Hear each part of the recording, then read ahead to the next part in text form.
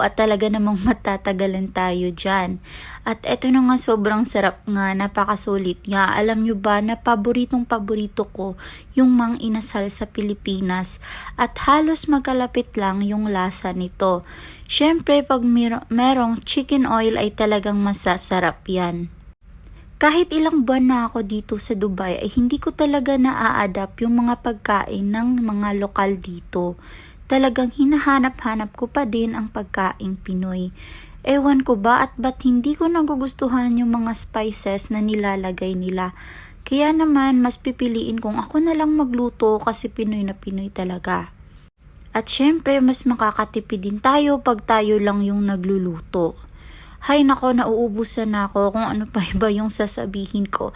Wala na nga palang subtitle sa part na ito kasi ang hirap palang maglagay ng subtitle, no? Ang cellphone ko nga ay medyo may kalumaan na